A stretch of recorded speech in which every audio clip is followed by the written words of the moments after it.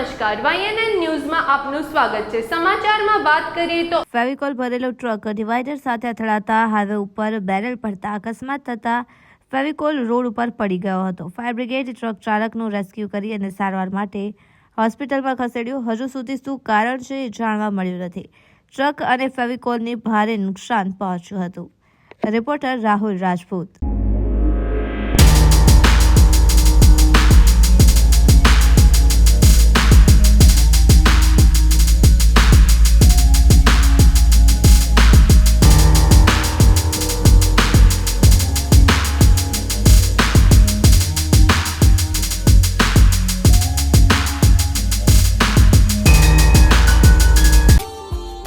Subscribe now and press the bell icon.